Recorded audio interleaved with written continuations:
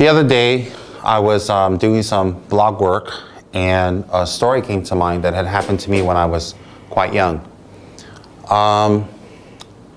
In July 1981, His Holiness the Dalai Lama gave the first historic Kalachakra empowerment and explanation in Madison, Wisconsin.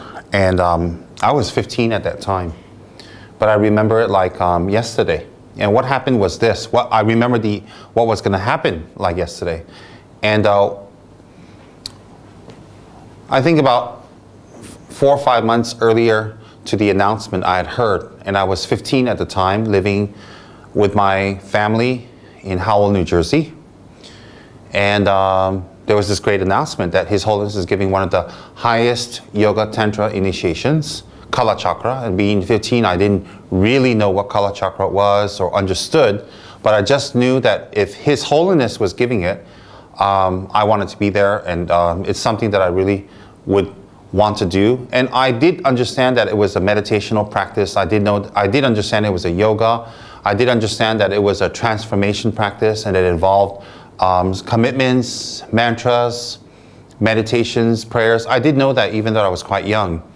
And I wanted to go very badly.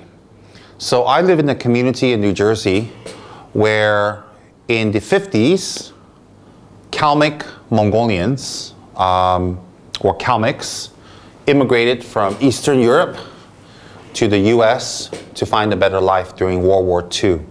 So these Kalmyk Mongolians, with their culture, their families, their children, their belongings that they can carry, their lamas, their monks, their religion, their teachers, they all immigrated to America, landing in New York. From New York, they migrated to the tri-state area, which is Pennsylvania, namely Philadelphia, New York, and New Jersey.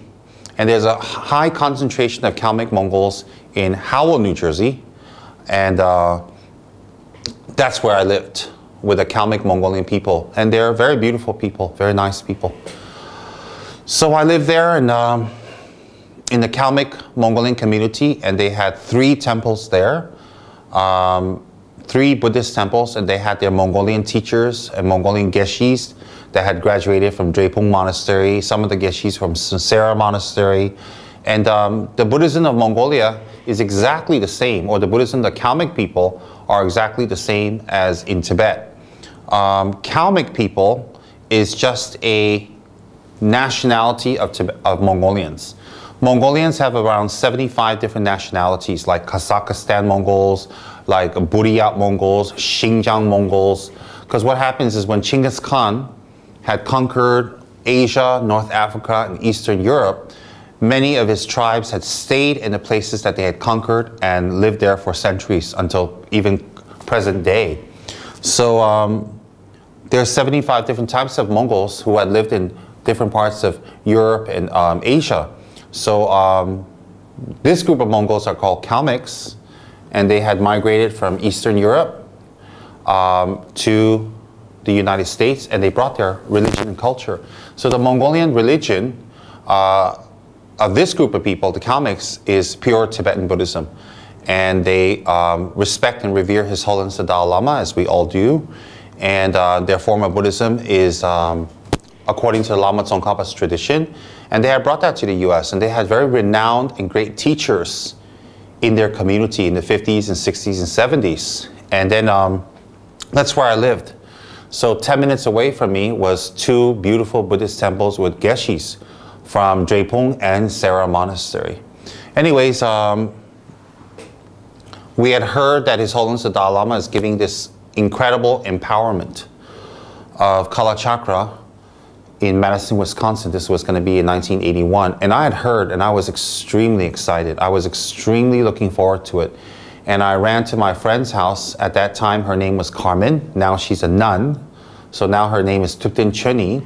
But at that time, she was Carmen. So I refer to her as Carmen for easy reference sake. So I went to Carmen. I asked her more about it. Carmen was a Kalmyk Mongolian lady who was advanced in Buddhist practice and Tantric practices, and she has a lot of knowledge, and she was much older than me, at least at least over 15 years older than me, and she's been studying for years. So I went to her to ask her questions, and she enlightened me and gave me a lot of information. And I told her that I definitely want to go. So the Kalmyk Mongols had booked buses to go from New Jersey, Philadelphia, and I think some from New York to Madison, Wisconsin. So they had booked buses ahead of time, and everybody had put in their money. And of course, you know, you're gonna have to stay there a few days, probably a week, and hotels and accommodations and all of that. And it could be slightly pricey. Well, I wanted to go, and I went home and I told my parents that I want to go. The good news was I can go if I earn my own money. The bad news was, can I earn my own money? Because it was going to be about $300 or $400 US, which at that time for a 15-year-old kid, this is in the 80s, was a lot of money. And I don't have any money. I don't really have any. I had an allowance of $5 a week, so that wasn't going to get me anywhere near Madison.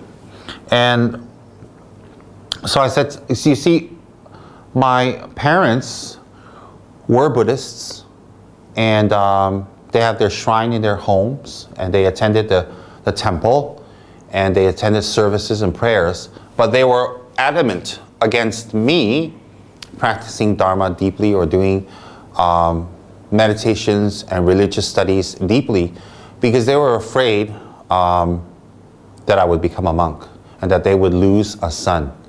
So you see, in the Kalmyk tradition, if you have a few sons, you can give one to the monastery, but if you have only one, that boy is not supposed to be ordained. They're supposed to stay home and take care of the parents and carry on the name, carry on the lineage, and the so on, the Asian thing.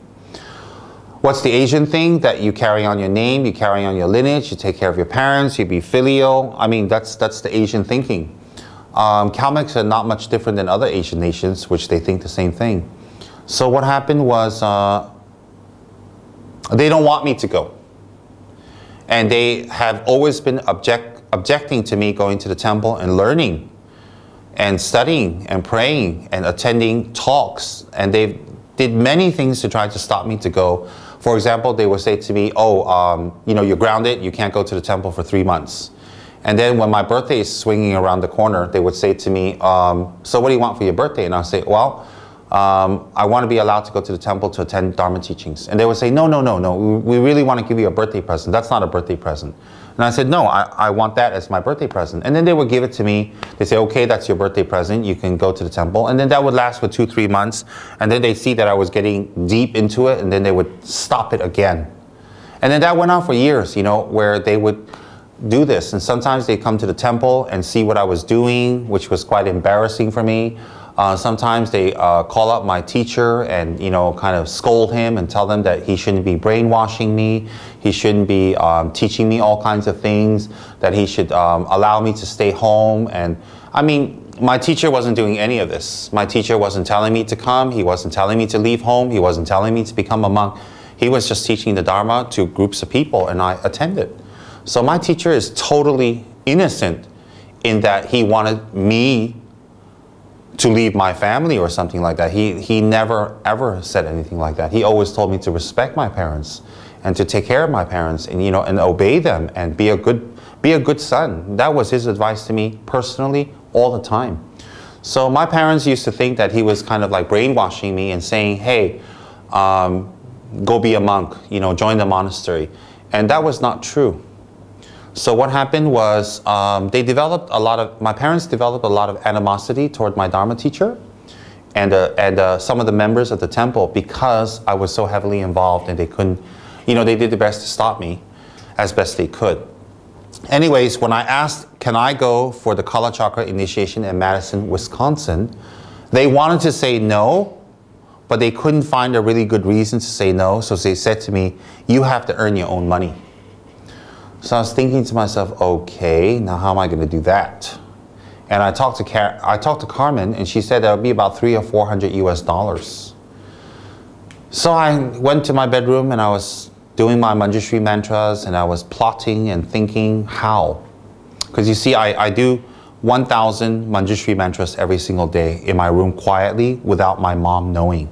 So every single day I would do 1,000 Manjushri mantras, and I would do a couple of thousand Om Mani Padme Hum mantras, and I would do a couple of hundred of Benden Hamo mantras.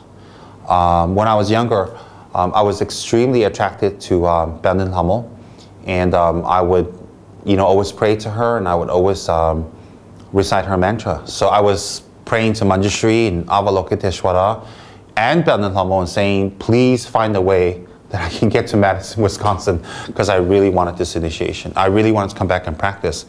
And I was flipping through some books, and I even found Kalachakra's mantra, and I was like, wow. So I started reciting Kalachakra's mantra, which now I know I shouldn't have without initiation, but I was a kid. I was reciting Kalachakra's mantra and praying to Kalachakra that I can get your initiation. So I was plotting away, I was thinking, I said, you know what, I think I'll go get a job. And luckily it was around the summertime, coming around the summertime. And so I did. We have a highway called Highway 9. If you go north, it goes to New York. If you go south, it goes to South Jersey. Into Highway 9, it goes right through, very near our house. And so I went on Highway 9 south to where the shopping area of our little town was in Howell.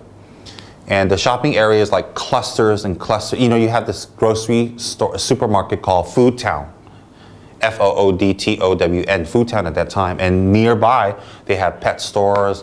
They have, Burger King, and they have McDonald's, and they have, grooming shops. They have toy shops. They have all kinds of little shops, on either side of Highway 9. And there was one Chinese restaurant there. And it was called Happy Family Chinese Restaurant. And my parents and I used to go there to eat, and they were really Chinese people. Because in Howell, it was quite rare to come across Chinese people or Japanese people or Vietnamese people at that time. It was quite rare to come across other Asians when I was living there. I think now there's many sorts of Asians of different nationalities. But I was there, it was mostly us Kalmyks.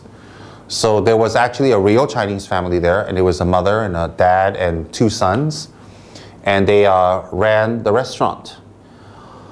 I asked around for some jobs in that area, and I couldn't get it. So I went to the Happy Family Chinese Restaurant. I was a little embarrassed because I used to go there and eat, and when I walked in, they thought I wanted to pack some Chinese food home.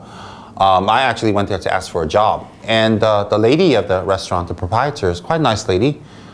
She spoke okay English, and she says, what can you do? And I said, I don't know, what do you need? And she gave me a job as a busboy and a part-time waiter, which means I do waitering when necessary, but most of the time I do bussing. Bussing is where you clean up the plates and dishes and cups after people finish eating. So I got a job. I was like, wow. And I didn't have to fill out any forms. I didn't have to pay Social Security or anything. I was just a kid, in the summer getting a job. So every single day from my home, I would ride my bicycle. And I would go to Happy Family Restaurant. So at home, I take a shower, comb my hair, and I have to wear black pants and a dress shirt, no tie. And I have to look like a waiter, a white dress shirt. And then I would ride my bike all the way from my house, all the way up to Happy Family Chinese Restaurant, which actually took about 20, 25 minutes because it's quite far. If you go by car, it's about 7-8 minutes if there's no traffic. So I went to work, and I was really excited because now I have a job, and I was making, I don't know, I think it was $2 an hour or something like that. And I can get this money, I can save it up, and I calculated that if I work really hard and overtime, I would have almost enough to make it to Madison. And the rest of the money, I'll figure out later how to get it. So I think my goal was about $400 US or something like that. And so I went to work every day, I went to work every day, and lucky it was summer, and it became summer because the initiation is in July. Summer holidays is in June 20th, something like that. American schools will let us out on summer holidays until September. So it was like, I was so happy because it's holidays and I can work really hard. And I went there and I bussed tables and I cleaned up, bussed tables, I washed, I wiped it, I put new tablecloth. So every time a customer came, they would eat, and then I would clean up and I would take the dishes in the back. And I think at one time I had to wash some dishes in the back because their dishwasher didn't show up. So I was washing dishes. And then one of the brothers didn't show up. So I was also waitering tables. I would take people's orders. You know, I messed up. Anyway, I took people's orders and I would balance food on a tray, which was a very big production because we had to carry it on your shoulder with one hand, but I was lugging it out with two hands like that in front of me because I was afraid if I carried it on my shoulder, I'd drop it. And so I was waitering a little, but I was bussing and washing dishes and I was saving money. And my whole goal was to have enough money to go to Madison to receive initiation from His Holiness, from the living Buddha himself, His Holiness the Dalai Lama, and bring this initiation back with me with the text, and I can do meditations on Kalachakra, and I can do practice, and I can do prayers. This is what I really wanted to do. Well, I worked and worked and worked and worked, and I met up with my friend Carmen, and I told her what she was doing, and she just said to me, "Wow, you're a brilliant little kid." She used to call me little kid. And she says, "That's amazing." She says, "How much have you saved up?" And I said, "Oh, I've saved up about $150 or $80 or whatever." And I said, "But I don't know if I'm going to have enough." And she was really generous. She said to me, "If you don't have enough, I will top off the rest so you can go." I was like, "Really?" I was like, "Wow." And I couldn't tell my parents that because my parents didn't like her. They didn't want me to associate with her because she was influencing me into studying the Dharma. So they didn't really like her. And anyways, I was like, wow, that's really, really exciting. And so after a few weeks of working, I saved up, you know, about $200-300. And it was getting near time. It was like 1 week away from the Kalachakra. And I told Carmen how much I had, and she told me she'd top off the rest and I can go on the bus with her. Because my parents were not going for whatever reason. They were not going. They were supposed to, but they didn't. So they said that I had to make the money, and since they're not going, I can't go because there's no adult supervision. And I said, well, I can go with Carmen and other people. Wrong thing to say, but that's what I said. And so they said they'll think about it. And I was like, oh no, like I worked part of the summer for this money to go. Now they're backtracking on their word, which they did that quite often. So I remember they were in their bedroom discussing whether I can go or not. They were talking in Mongolian, and at that time I can understand Mongolian. So I was parked outside their bedroom door, listening intensely, and I had a mala, a rosary in my hand, and I was reciting Pandit Lamo's mantra. And I remember the hallway lights were shut, and I wanted to make sure that I can hear every word. So the hallway lights were shut, and I was outside their bedroom door, which was closed, listening, and they were talking. They thought I was asleep, and I was just reciting the mantra, you know, like I was reciting quietly and praying to Pandit Lamo, please influence them to let me go. And I listened, and I listened, and I listened, and they were discussing back and forth, you know, he's becoming fanatical. If we let him go, then he's going to go deeper. He's going to be a monk. We better not. Then they were talking, but we already promised him. And then they were like saying he was working and he saved his money. Now, if we say no, it won't look good. And then the other say, it doesn't matter. It doesn't look good. He's our son. So we got to, you know, do what we want with him, to protect him. And it just went on back and forth. They were talking like that. And finally, after like, you know, an hour, hour and a half of discussion, which I was listening to the whole thing, they came to the conclusion that they're not going to let me go. And I was in the hallway, and I was devastated. And then there was kind of silence in their room, and they talked about other things. And I thought they'd go back to the subject of whether they would talk about me going again. And they didn't, but I waited in the hallway for a while. They didn't talk about it anymore. So I went to my room, and I, you know, kind of crashed onto my bed and put my face in the pillow, and I was crying. And I was just really crying and crying and crying. And I cried for quite a long time because I was just so disappointed. You know, I didn't want anything so bad as this. And they had promised, and they broke their promise. And I think what upset me very much was I can't go see His Holiness, the Dalai Lama. I won't get this initiation. That's one. The second thing, which they often did to me, was break their promise.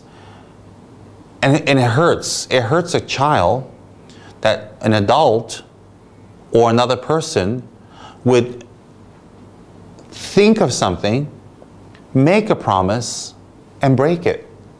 And I think these days I have this strong kind of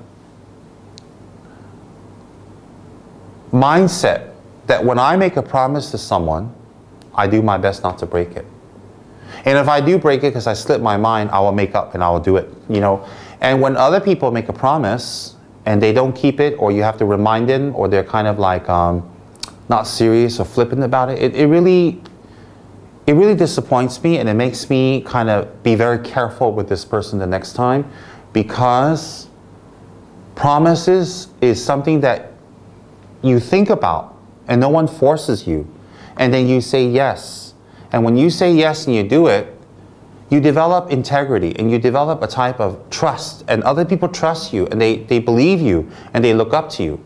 But if you just make promises and you break your promises and people have to chase you, or for strange reasons you just change your mind, people get disappointed and they get hurt, and it leaves a very strong impression, and I don't like that. I don't like to hurt people, I don't like to disappoint people, and I don't like to be hurt, and I don't like to be disappointed. So why do to others what you don't want done to you? And then, you know, reliability is when you trust someone and they say they're going to do it, you rely on them. You kind of plan around that. You kind of put your minds towards that, and you kind of like have that resting in your mind, that department is okay, or that situation or that promise is okay. And when they kind of break their promise, it upsets what we're thinking, our plans, what we wanted to do. And I guess the most disappointing thing is that you start to kind of lose respect for the person, because they don't have respect enough for anyone or yourself to keep a promise and to not disappoint. So therefore, I was extremely disappointed and very sad. And my parents have done that many, many times, where they make a promise and they break it, make a promise and break it. And you know, whenever they promise me things, I have to be very careful, because be careful in the sense not to believe it, not to trust it. And I would have to be on extra good behavior, and I'd be extra careful not to upset them in any way that they would backtrack on their promise. So when they said I can't go, although I had enough money with Carmen's help and I'd worked the whole summer, and they saw me working, they gave me their permission to work. They gave me their permission to go and get a job and do all this, because you know what? They didn't think I would earn enough. They didn't think I'd get the money. They didn't think I would achieve the target. They really did not think that, because I've really never worked. So I was a determined kid. You know, for Dharma, I'm extremely determined. For Dharma, you can't stop me. So they really didn't think that I'd make it, that I'd get the money together, because it's a lot of money. And I did. So they were kind of stuck, because like now I did get it, and they have to let me go, but they don't want to, because when they agreed, it was because I wouldn't have made it, they thought. And it was no. And I remember I went to Carmen and I cried. And I cried for days, a couple of weeks in fact. I really cried, I was really upset, I was really down, because I really, really wanted this initiation, the mantra, the blessings, the practice, and I really wanted it from His Holiness the Dalai Lama. And I just really wanted to go home and meditate on this. And it was no. So I told Carmen, and Carmen just said, never mind. She says, you know, we have our teacher here, and he gives us great teachings, which of course he does. And in the future, His Holiness might give Kalachakra again, and maybe you can go later. And she says, maybe it's just not time now. You know, but, you know, she's right, but to a kid that's highly disappointed, I was inconsolable. So the day came where everybody was going on the bus, and they were going to go, and Carmen was saying goodbye to me and all that. And you know, up to the last day of them getting on the bus to go from New Jersey to Madison, Wisconsin, I was hoping my mother would have a change of mind or change of heart. I didn't get to go. I didn't get to go, and I couldn't go. And when they all went, they came back. Carmen told me really fabulous stories about meeting the living Buddha, Dalai Lama, the initiation, the practice, the blessings. She showed me the picture of the Kalachakra deity. She showed me her sadhana book. And I was like, I didn't get to go. And one thing led to another. Eventually, you know, that year, I left home. it was toward almost near my birthday that I had left home for the last time in my life, because I had ran away 2 times before that. And so it was just before my birthday that I kind of left home that year, and I hitchhiked from New Jersey to Los Angeles. And I joined the Dharma Center in Los Angeles, and then met Geshe Tsurim Gyaltsen and met His Holiness Saramchi. And then Saramchi invited me to Ganden. And then I was able to go to India, become ordained, and become a monk. So the rest is kind of history, as they say, but I kind of remember that story of how I was so disappointed that I couldn't go to the Kalachakra. And I thought I'd kind of share that with my friends. I guess the point of what I'm trying to say is you may not always get what you really want at the time you want it, but don't give up hope. Don't despair to the point that you ruin your future chances. Keep up the hope. Work towards it. Make the determination strong.